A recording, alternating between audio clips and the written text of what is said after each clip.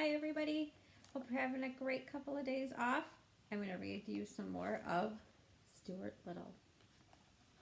Remember yesterday he got caught up in the shade and they had to try to find him. Our next chapter is called A Fair Breeze. One morning when the wind was from the west, Stuart put on his sailor suit and his sailor hat, took his spyglass down from the shelf, and set out for a walk, full of the joy of life and the fear of dogs. With a rolling gait he sauntered along Fifth Avenue, keeping a sharp lookout. Whenever he spied a dog through his glass, Stuart would hurry to the nearest doorman, climb his trouser leg, and hide in the tails of his uniform. And once, when no doorman was handy, he had to crawl into yesterday's paper and roll himself up in the second section till danger was past. At the corner of Fifth Avenue there were several people waiting for the uptown bus, and Stuart joined them. Nobody noticed him, because he wasn't tall enough to be noticed.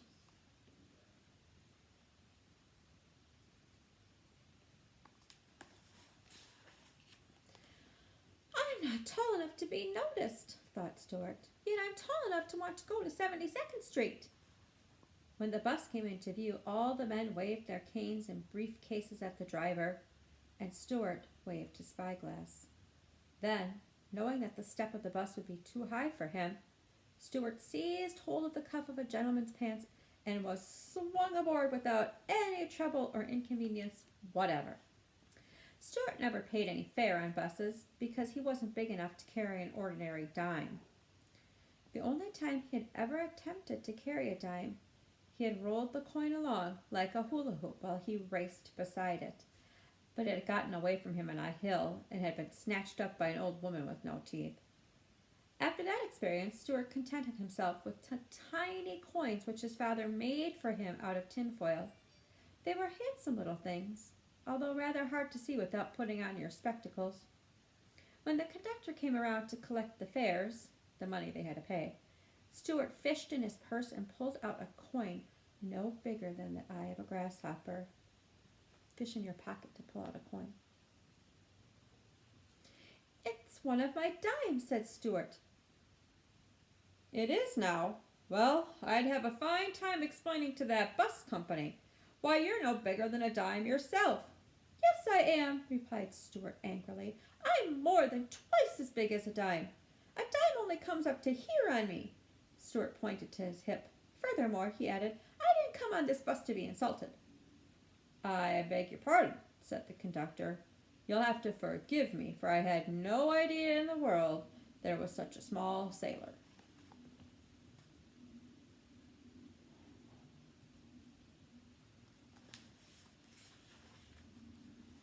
Live and learn, muttered Stuart, tartly, putting his change purse back in his pocket. When the bus stopped at 72nd Street, Stuart jumped out and hurried across to the sailboat pond in Central Park. Over the pond, the west wind blew, and into the teeth of the west wind sailed the sloops and schooners, different types of boats. Their rails welled down, their wet decks gleaming.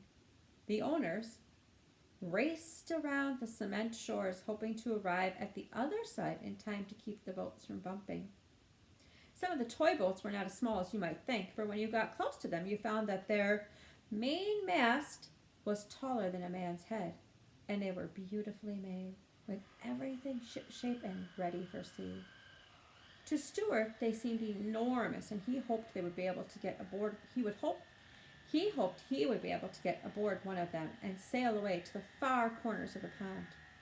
He was an adventurous little fellow and loved the feel of the breeze in his face, and the cry of the gulls overhead, and the heave of the great swell under him. Close your eyes and pretend you're on that boat. Do you feel the waves moving you up and down? Do you feel the breeze on your face? It should make you feel kind of calm. As he sat cross-legged on the wall that surrounds the pond, gazing out at the ships through a spyglass, take out your little spyglass. It's like binoculars. Take it out, look around.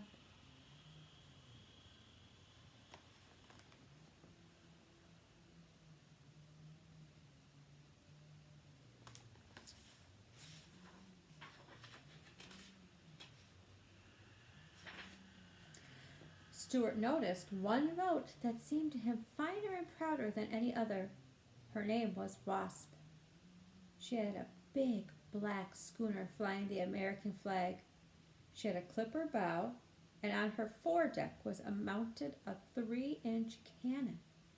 She's the ship for me, thought Stuart, and the next time she sailed in, he ran over to where she was being turned around. Excuse me, sir, said Stuart to the man who was turning her, but are you the owner of the schooner Wasp? I am, replied the man, surprised to be addressed by a mouse in a sailor suit. I'm looking for a berth in a good ship.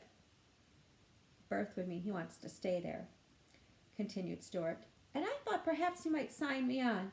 I'm strong and I'm quick. I do my work, said Stuart crisply. The man looked sharply at him. He couldn't help admiring the trim appearance and bold manner of this character. Well, he said, pointing the prow of the Wasp out toward the center of the pond, I'll tell you what I'll do with you. You see that big racing sloop out there? I do, said Stuart. That's the Lillian B. Womrath, said the man, and I don't like her. Then so I don't either, cried Stuart loyally. I don't like her because she is always bumping into my boat, continued the man, and because her owner is not very nice and doesn't understand sailing and doesn't know a squall from a squid. Or a jib from a drab, cried Stuart. Or a lull from a leech, bellowed the man. Or a deck from a duck, screamed Stuart. But hold on now, no more of this. I'll tell you what we'll do. The Lillian B. Womrath has always been able to beat the Wasp sailing, but I believe that if my schooner were properly handled, it would be a different story.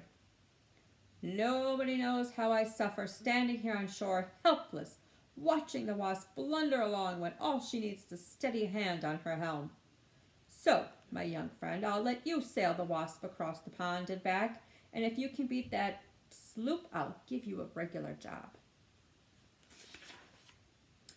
Aye, aye, sir, said Stuart, swinging himself aboard the schooner and taking his place at the wheel.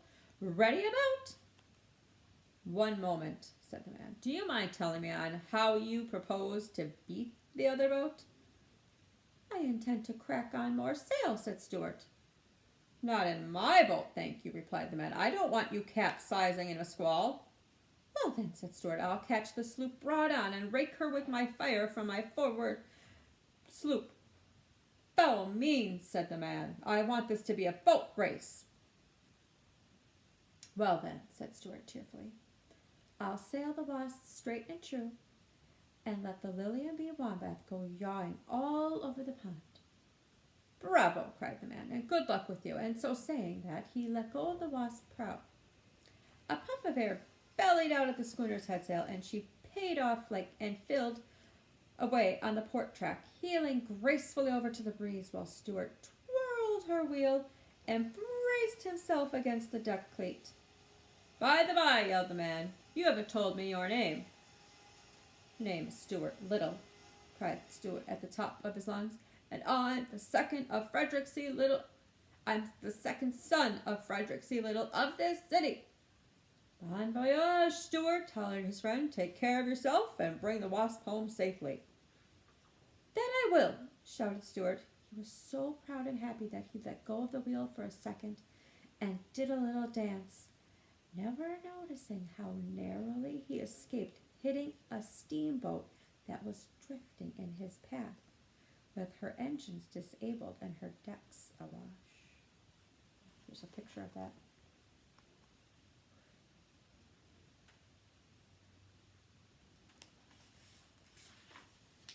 And that's our chapter for today. Hope you guys are doing okay. I missed all of you guys a ton. I really wish we were back in school. Next week we're going to start our distance learning weeks, where you will be looking on PowerSchool to see the assignments, and then all of your assignments are going to be in Seesaw, and it should look just like it does when we're in school. When I give you an activity to do, like when we posted our goals, or when you responded to some readings, or when you did one of your readings for me, it's going to look just like that. So I know you guys can all do this. Parents, if you're still having any troubles logging in or anything, please contact me. I do need to take attendance. I do need to mark grades for everything yet. So if you're having trouble, please contact me so we can get it resolved. All right, have a great weekend, you guys. I will see you on Monday. Bye-bye.